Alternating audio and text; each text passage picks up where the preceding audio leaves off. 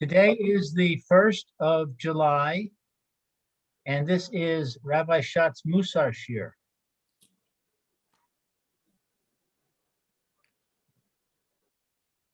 Uh-huh. And Rabbi Schatz is actually coming right now, Wow. even as we speak.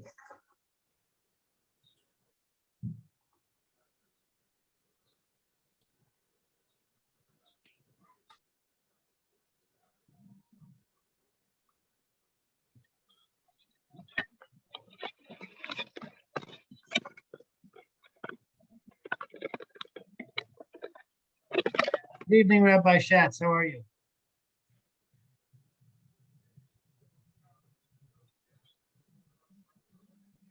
Rabbi Shach, to see you.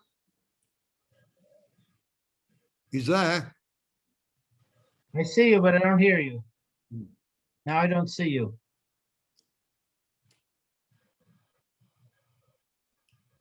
He's there. Sylvie, Rabbanat Sylvie. Rabbi Schatz, can you hear? Oh, no, he's connecting. Well, very good. Rabbi Very Schatz, good. can you hear? Yes, Shalom. You hear me? Yes, I do. Very good. Good evening. How Very are you? good. Good evening. Fine. How are you? Thank God, doing Ugh. well. Looking forward to your shir.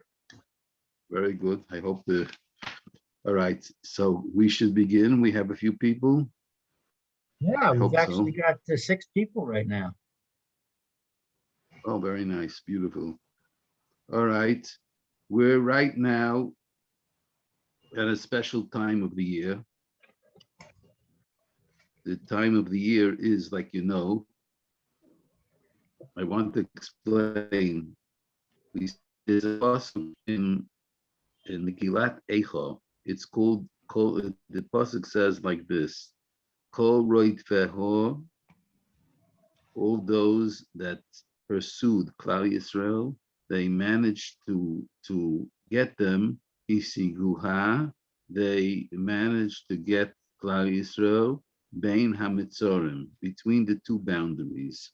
What are the two boundaries? The two boundaries are, we have two fasts, Shivasa B'Tammuz, the 70th day of Tammuz, which we had already this last week on Sunday. This week, that was when they broke, at least in the second temple, one broke the walls around Yerushalayim and entered Yerushalayim, and there was enormous pain, I'm sure. And then there's Tisha B'Av, when actually one set fire to the Beis Hamikdash. Now, what happened historically? Let's speak for a minute historically. What happened? What happened on the 17th day of Tammuz in the history of the formation of the nation of Am Yisrael? What exactly happened? Shiv also B'Tammuz is the day that Am Yisrael did the Chet, the Aveira of the golden calf. Because Moshe, it's exactly 40 days after hearing the Torah at Har Sinai. Moshe Rabbeinu came down with the tablets, and Am Yisrael was in the middle of the sin of the golden calf. What happened on the 9th of Av? The 9th of Av is the next year, and the next year on Erev Rosh Chodesh Tammuz, Moshe Rabbeinu sent these spies to see Eretz Yisrael, and they came back on the 9th of Av, and they persuaded Am Yisrael not to want to go into the Eretz Yisrael until they said Lashon Hara, they said evil tongue. They badmouthed the gift of Eretz Yisrael, which is from Hashem, and they said that this land is Eretz Oicheles Yoshveho. It's a land that eats up its inhabitants. So this was the chet of Lashon Hara, and not appreciating, not seeing the good, the gift that Hashem gave to Am Yisrael. So let's see. On the first year, when they came out on the 17th day of Tammuz, there was the chet of the eagle, the golden calf. That is idol worship, something of idol worship. They turned away from Hashem. What happened on the day of Tisha B'Av? This Lashon Lashon Hara is division between man and his fellow friend. There's something similar between these two Averis. Let's begin again. Shivasa B'Tammuz with the mitzvahs and our Torah are divided into two categories. We have what's called Bein Adam Lamakoim, between man and HaKadosh Baruch Hu, and then we have mitzvahs which are Bein Adam L'Chaveroi.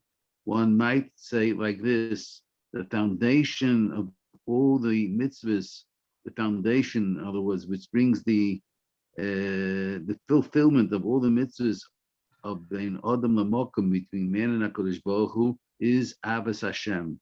Think how much we owe Hashem. The foundation, the mitzvah, which includes all Bein Adam Chabeiroi. Let me ask you, Rabotai, maybe somebody will help me out. What is the mitzvah? We have one mitzvah which really is the center of all the mitzvahs of Bein Adam Chabeiroi, man, as fellow man. If you fulfill this mitzvah, you fulfill everything else. What's the name of this mitzvah? Anybody want to offer an answer? Any of the listeners here? I see nobody wants to propose. All right, I'll give the answer. V'ahavta v're'acha kamocha. Very good, Mr. Jax. Mr. V'ahavta. It's a pleasure to see you, Mr. Jax. Yaakov, your name in Hebrew is Yaakov. I don't hear him. Anyway, all right. Yaakov ben You're Moshe. muted. What? Yaakov ben Moshe. Yaakov ben Moshe. So very good. V'ahavta re'echa kamocha. This is the Klal God. Rabbi Akiva said this is the rule of the whole Torah. So the two ahavot. This is Bein HaMitzorim. Kol roitfeho, all those that pursued Am Yisrael managed to bring Am Yisrael, to conquer Am Yisrael between these two mitzvahs. This is the Bein HaMitzorim. If we have Avas V'Hafterecha Kamoicha, if we don't have causeless hatred, and we have a virus, and the fact that we're united can protect us. If we have division amongst us, but we're very careful between the man and his Hashem, this can protect us. But when Am Yisrael had these two Averis together, they had on Shivasa B'Tammuz, they turned away from Hashem. Then on the 9th of Av, they turned away from their fellow man. So there's no redemption. This is what the pasuk says. Wow.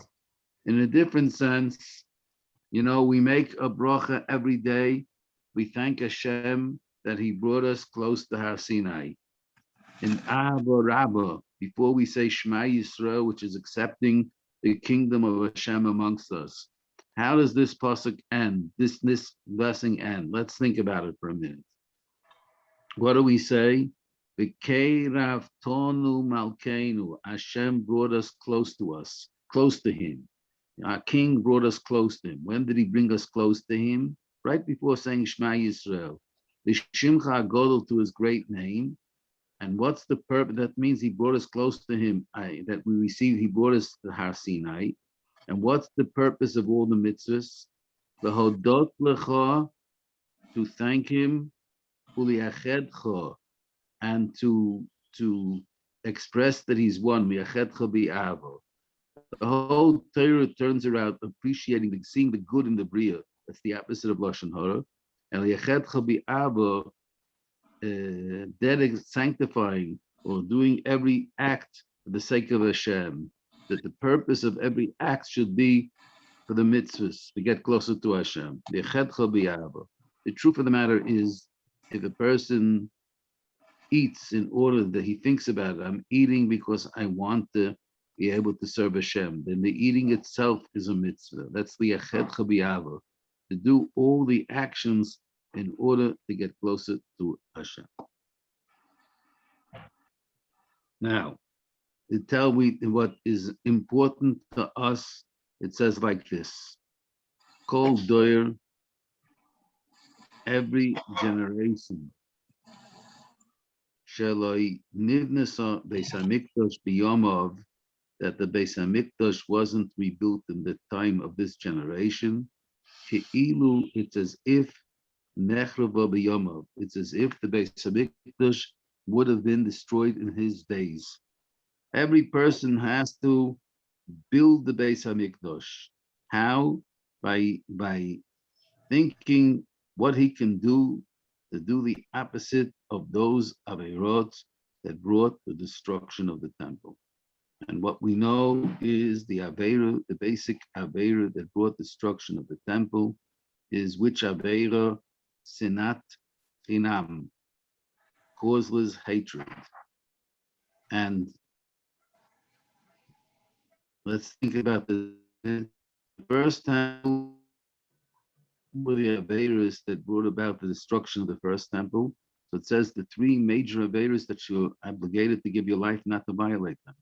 Avodah Zarah, Gilu Arayis. Avodah Zarah, idol worship. Gilu Arayis is forbidden relations between the two,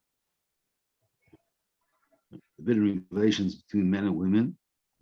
And Shvichas Damim is murder.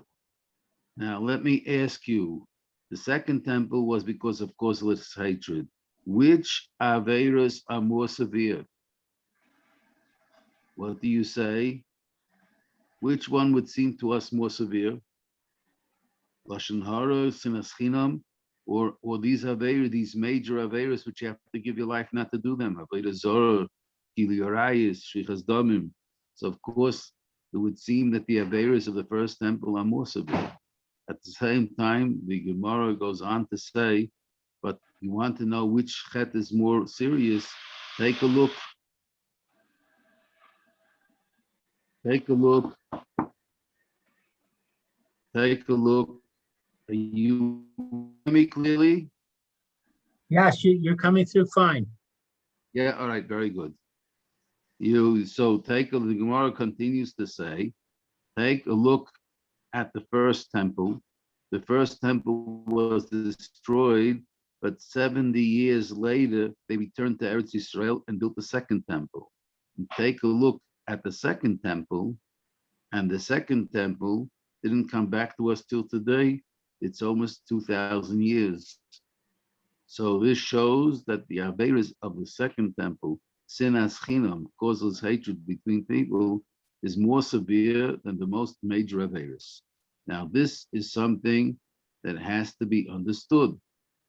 How could it be that Sinas Chinam, it's only a mitzvah loisas in the Torah, how could it be more severe than all the other Averas?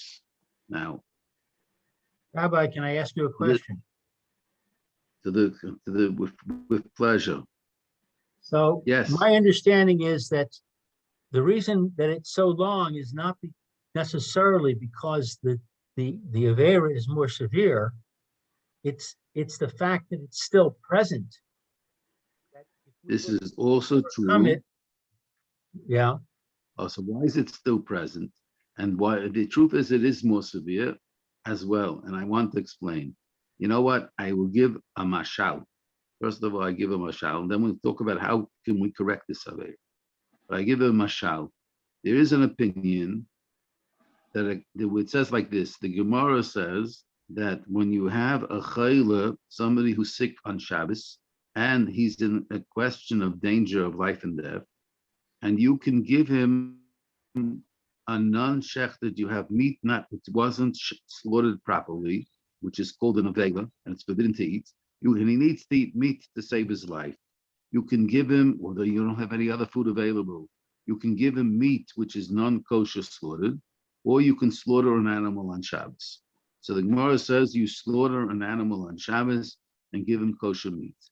And there are many different understandings for this reason, because it would seem the opposite. Give him the non-kosher meat because it's a smaller avera. Eating non-kosher is a negative precept, but you don't get death penalty. Desecrating the Shabbos is punishable by skila, by stoning. So why should you slaughter the animal? You always do the smaller avera. So one of the explanations given is that it's true. If you eat one kazayas, if you eat one measure of non-kosher meat, and you do once a desecration of Shabbos, for sure, the desecration of Shabbos is much more severe than one portion of meat. But when you eat meat, non-kosher meat, you didn't violate the mitzvah of non-kosher once. Every morsel, every kazayas, every morsel, every piece, which is the size of an olive, is a violation of the negative precept. So if you had a piece of meat, for example, which had, let's say, 4 kazesim, the size of 4 kazesim, you violated the mitzvah loisasa 4 times. When you slaughtered the animal, you violated Shabbos once. So they say like this, it's true that the violation of one time, the non-kosher, is a smaller avera than the violation of Shabbos one time. But the violation of non-kosher twice or 3 times and Shabbos one time, twice the violation is more chamur, is more severe than once chilul Shabbos. Now let's go back to our subject. When a person non-justifiably hates the other yid, so he's violating the mitzvah's essay of loving his fellow friend. He's violating the mitzvah's loisasa of hating his fellow friend. How many times is he over? You know how many times he's over? Every minute he's violating this mitzvah's loisasa. So he's doing it 24 hours a day, 1,000 times. So if one person did idol worship, he did it once, twice, it's not part of his essence. He's not constantly doing it. If he did Gilu Arayis, it's also not a constant thing. The sinas chilam is part of his essence, so it becomes much more severe. That's one explanation. Because a smaller avera, but the fact that you don't do tshuva and you repeat it over and over again, it becomes a very big avera. There's another martial example that the Gemara gives. Another example that the Gemara gives to explain this. For example, if you have even a spider web is a little string, it's nothing, it gets cut easily. But if you would take 1,000 spider webs and intertwine one with the other, you'll have a very powerful cord that you can't rip. You have one string, it can be ripped. But when it goes over and over again, it becomes much more stronger than one string, which was to begin with very thick. So that's the same thing when a person has an avera, he doesn't do tshuva, and he repeats it on a daily basis. The avera becomes the smallest avera, when it's repeated over and over again, becomes a very severe offense. Am I making sense? You, Rabbi Say, you hear this? Yes, definitely. All right. Now, so we said 2 reasons. Number one, not two mashalim, but the idea is that it's sinas chinam, it's repeated over and over again. Now, the second idea is true, what Mr. Fridke said as well. This is also true, because since it's causeless, when there's hatred between people, one is very far from tshuva, because everybody thinks that he's justified. He doesn't think it's causeless. He says he has a proper reason. He always thinks he's the right one and the other one is at fault. So therefore, one never gets to tshuva. And getting on this subject, I have a thing as well. We have to appreciate this is also connected with the proper behavior between spouses. One has to appreciate the blessings of Hashem. A person we're surrounded, we've heard in the last 2 months, we have heard of unbelievable tragedies, and the world is filled with pain. The story of Maron, the story of Florida. The person can't imagine how much pain of the people left over, people that don't even have, they haven't found even the corpses and don't have even a matzeva, a place to go to, even to have to feel some connection with their lost close family. Enormous pain. We people, when we hear tragedies, we have to think as well of how much we don't have. Hashem Shalom that we shouldn't know. We don't have the tragedies. A person is surrounded by gifts of Hashem, by close family. If he has children, he has a wife, and he has a husband, or a woman has a husband, the person has to appreciate. He has to have appreciation. One of the ways that Hashem continues to give the good to a person is when he has the appreciation. And sometimes there are arguments between spouses, and as well, it can come to even sinas chinam, that every person thinks that he's the right one, and will lose sight of the gift of Hashem. So, to build the Beis Hamikdash, one has to have come to not to have what's called in Hebrew, to rebuild the Beis Hamikdash at this time of the year, we have to uproot in ourselves those chatoim, those averot that brought about the destruction of the temple. Now, the first one that we have to work on, I would think, is v'ahavta re'acha kamoicha, not to have what's called in Hebrew kpeda. What is the concept of kpeda? Kpeda means I don't have a way to translate this concept into English, an exact word, because it's not really, it's a disliking to another person. Why do I dislike him? Because I feel that he did something non-proper to me, either that he slighted my honor, or or that he doesn't respect me, he said something, he hurt me, etc. All this gives a negative feeling. That's what I began before. It could be first, it begins with one's children, one's people close to one's wife. This is that feels slighted. One feels an insult to one's honor. And this creates feelings. And these negative feelings, these feelings are called kpeda. That's what kpeda is. He's makbid on the other one. He feels that the other one is not properly behaving towards him. So he has an ill feeling. This ill feeling is what our Torah given to us from Hashem calls sinas chinam, causeless hatred. The Chavetz Chaim brings a Gemara that if a person, because he doesn't like the other one, let's say he's in close proximity to the other one, but he doesn't like him, so 3 days he doesn't really have a conversation with the other one. This is called hatred, causeless hatred. So the question is, how do we work on uprooting from our heart this midah, this trait of causeless hatred, and v'ahavta kamoicha? What is the way to work on these things, to have appreciation? Two points: to have appreciation of the taivas, to realize and be aware of the taivas, that we're not alone, that we have close family that cares about us, and we have to care about that family. To appreciate the gifts of Hashem, and not to let get in the way that person gets insulted or something like that, and that's negative feelings. Now, the answer to this is the way to work on it, and there's no way to work on it just without learning Sifrei Mussar, but the answer is a certain hashkafa, a certain way of looking at the world. What is this way of looking at the world? It begins with the principle of Amunah. Now, let's analyze. I can't listen to the rabbi speaking. What? Again? It's the wife speaking. It's a what? I didn't hear. He was talking to his wife. I was talking to her, I put the mute on. She was, I was telling you what you said. Your wife can listen as well. There's what to learn as well.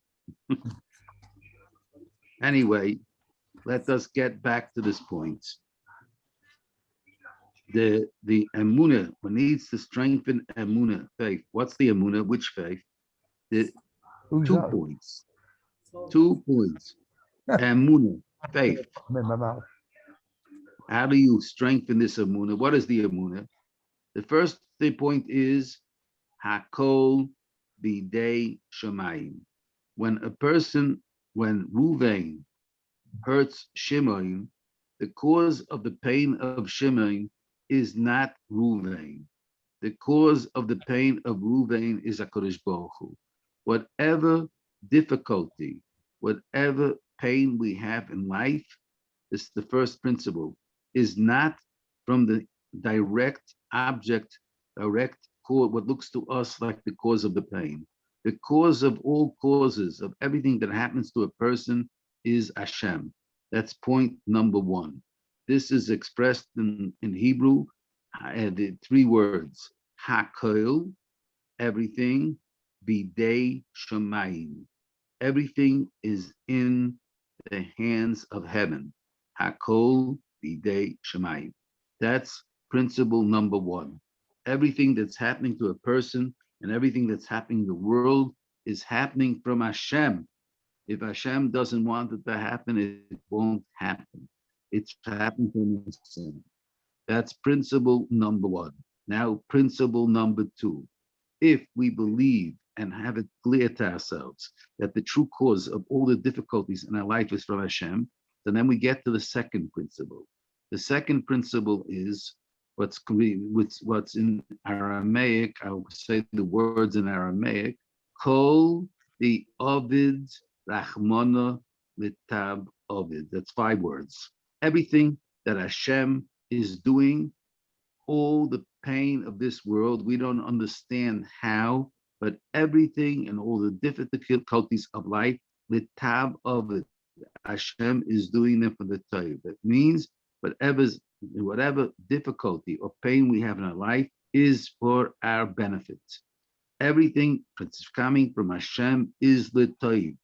We don't understand it. Sometimes we have to think about it very, very much to be able to understand how it's l'toiv, not on how it's for the good.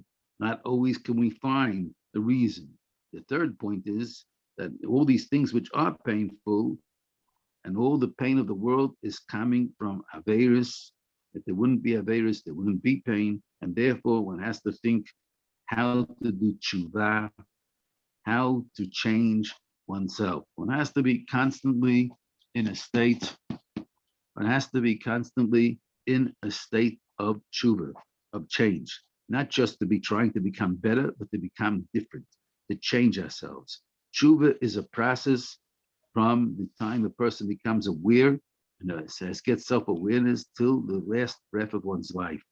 And that's the chiddush as well, that even if a person does tshuva on the last breath of his life, it has enormous effect. The person has to think, how can I change myself? And part of this change is through learning books of Mussar that strengthen these beliefs that we're talking about right now. Let's go over again the points. The pain that someone looks to us that someone else is causing us, he is not, it could be, but it doesn't have to do with him. He's just a shaliach, a messenger of Hashem. It could be that he's not in order, but what's the difference? If Hashem wouldn't want that I have this pain, he couldn't do it to me. So the true cause of any difficulty in life that another person makes us is not the person, it's Hashem. And therefore, there's no reason for me to have negative feelings to this person. He's not the true cause. The Sefer Achinuch gives a mashal. He says, when we see the cause of our pain as our fellow human being, that we're compared to a dog. Well, the dog doesn't have intelligence. So when a person throws a stone at a dog, the dog is angry at the stone. He doesn't connect that it's the person that threw the stone. So what does he do? He goes ahead and he bites the stone. When a person has pain through another person and he thinks that the cause is the other person, he's similar to the dog that doesn't understand the true cause of things. So that's the first principle. The first principle is a person has to strengthen his emunah. I'm talking to myself as well. Hakol bidei shamayim. Everything is in the hands of Hashem. And if I truly believe that, so I won't have kapedas, I won't have negative feelings towards the other person. But the principle number 2 is, if it's coming from Hashem, maybe I'll transfer my negative feelings chas v'sholom to Hashem. If it's coming from Hashem, then I have to know the second principle, which the second principle is kol the ovid rachmana l'tav ovid. Whatever Hashem does, he's doing for the good. I want to tell you a story that a man told me about. I was once davening in a shul. The story must go back mamash 50 years. And the man told me, I didn't ask him for the story. He told me that the doctors diagnosed him with cancer. You should know from it. And this man, he wrote on a piece of paper in front of him, Kol the Abed Rachmana L'Tabo. He wrote these words, everything Hashem does is for the good. And he put it in front of him 24 hours a day. What Hashem is doing is for the good. And he told me, the man, that miraculously the disease left him. He strengthened his emunah. He began called the whole time, saying over and over to himself when he wasn't thinking about it, when he didn't have to do other things, whatever Hashem does is for the good. He got this, eternalized this message into himself.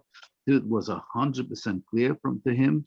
And this itself brought about somehow or other a Yeshua being saved from the thing. So anyway, if a person internalizes these two messages, that everything's from heaven, and from heaven, Hashem, means that all the difficulties, all the pain in this world is from Hashem. And Hashem is, like we say, in Tilim, in Ashrei, you have the pasuk, you know that Ashrei goes according to the alphabets. Every second sentence goes according to, it begins with a letter, the next letter in the alphabets. So in Ashrei, we have for the letter Tes. How does it say the verse for the letter Tes? Anybody know? How do we say, what's the pasuk in Ashrei for the letter Tes? Toiv Hashem Lakoil. Hashem, what does those words mean? Toiv, good. Toiv Hashem Lakoil. Hashem is good to all. Berachamov, his mercy is al kol ma'asov, on all those that he created. So a person has to, if he believes strongly these points, he won't have negative feelings to his friend. And then he won't be able to understand with a different perspective. There is another piece of advice before this, which is also difficult to fulfill, which is another mitzvah. The other mitzvah is, I think we've spoken about it before, the tzedek, which says in the Torah in Parshas Kedoshim. It's also a mitzvah's essay to judge your friend favorably, even if it looks like he's not in order, to try to find a way to see the positive side. And, or perhaps a prerequisite not to judge him at all, because it says, don't judge your friend till you're in his shoes, and who can put himself totally in the shoes of the other one? I'll call upon him, to your friend, you have to find a way to judge him favorably. And even if it comes to the conclusion that you don't find a way to judge him favorably, but you have to know at the end of the day, anyway, you'd have to have this pain, if not for him, because the pain is from Hashem. And if it's from Hashem, it's for the taiva. Hashem does everything for taiva. If a person strengthens his emunah, he can uproot sin eschimon. And this is what's meant. We can't rebuild the base. No one person as an individual can rebuild the base of Mikdash. The person has to see to it that he's not the one that because of him the base of Mikdash is not being rebuilt. That Kol Ben Adam Shalanidus of base of Mikdash biyamav, that he doesn't see the behavior that could build the Mikdash with his days, destroying the base of Mikdash. Each individual has a responsibility that he should bring down his life. This is the Eitzah. The Eitzah, because the base of Mikdash is the product of Avas Hashem and after the two Ahavot. Like we said before, Kol Reitveha, why are these days of mourning of the taking away the base of Mikdash? Because we're caught between the two boundaries. Again, what are the two boundaries? The boundary of not fulfilling the mitzvah of Avas Hashem, the love of Hashem, and not fulfilling the mitzvah of Haftarecha K'maycha. So our job specifically in these 3 weeks is to strengthen, to find ways to strengthen in our life these two mitzvahs. to strengthen the fulfillment of the mitzvah, to strengthen the fulfillment of the mitzvah of Avas Hashem, love of Hashem, and to strengthen the fulfillment of the mitzvah of Ahavta Re'echa Kamoicha, to love your friend like yourself. So this is our job specifically in these weeks. And the way to do it is, again, to strengthen, to learn books of Mussar, but specifically to concentrate on strengthening one's emunah in HaKadosh Baruch Hu, one's faith in Hashem. And the faith in Hashem divides itself into these three parts. Everything is from Hashem. The true cause of everything is Hashem and not other human beings. And therefore, that's how Kobe, the second is doing it for Yes. Bye-bye. Oh, it's gone off. Rabbi is Hello? frozen. Rabbi is frozen. Hello, hear me? You were frozen, but now we can hear you again. Very good. So if you think a lot about it, I would say people, Okay, we lost him. He'll come back. Yes, we can hear you. I've lost his face, right. You're doing a good job. Thank you. right? But everything disappeared suddenly. I don't see you. If you hear me, it's good. But I can hear you, but I can't Yes, see we can you. hear you. Yeah, I don't know, but everything disappeared. Anyway, so let's see what we can do here. Just a minute. Well, anyway, all right. We I can don't hear know what to you. do. You can hear me. So, We all can right. hear Anyway, my messages, I hope are clear. I gave here very clear messages, I hope. And so the point is that we have a special work in this time to strengthen our Amunah and to remove all things of negative feelings towards others, because that's our job, is to rebuild the temple. And when we uproot negative feelings and we create achdus, unity between each other, and removal of what's called in Hebrew kpeda, which is negative feelings, or feeling that the other one slighted me, or remove any feeling that the other one slighted me, this is rebuilding the temple. This is my point. I wish you all. Can I ask a question, please? What? Can I ask a question? With pleasure. I hope it's not going off your talk. It's a brilliant talk you gave. Enjoyed it thoroughly. I always think about, it's all right thinking these things that go on, but when you're not a victim, it's all right. But what happens if something, a tragedy happens, and you're a victim? And what about the people, the remainder of the families who have to put up with their loss? To me, I think Hashem's being unfair. I mean, if he's so selective, he can do wonders. Why doesn't he sort of like put Jewish criminals, or I don't know, take it out to the Palestinians, whatever? I mean, you know, why? What gain are people who have a sadness because of this, or have an experience of tragedy, and they feel, what lesson are we learning? You can't understand everything, but I have news for you. Yeah. That when people are tzaddikim depart from this world, people are awakened to tshuva, because they look at how strong the judgment of Hashem is. And if people can't come to the truth, only sometimes through suffering brings a person to stronger emunah and closer to Hashem, because he looks for the purpose of life. So if these people which disappear, which Hashem punishes, if they bring about tshuva, if these people specifically bring about tshuva, hello, am I being heard? Yes. Very good. So if these people bring about tshuva, so this is an enormous chus for them after their death. If they die and through that dying, they bring schuyot to other people. These tragedies, the people that think, make people think about how life in this world is temporary and there must be other purposes of life. And if Right, can I people, answer your question then? I'm sorry you're Yes, probably in a yes. hurry to go, but you've had a tragedy like coronavirus where thousands or millions of people have been killed.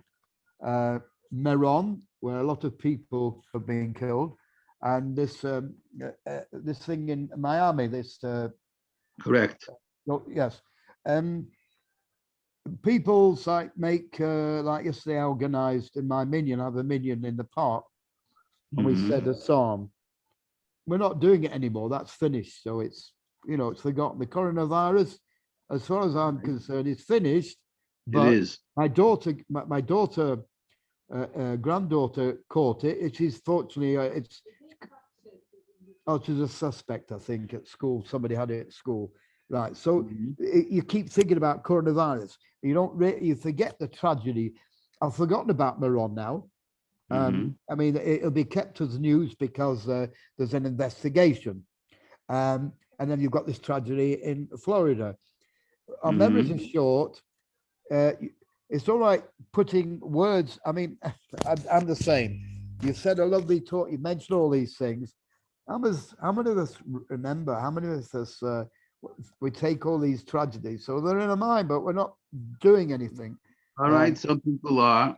It's our job to take these tragedies and yes, do something. That's exactly the point.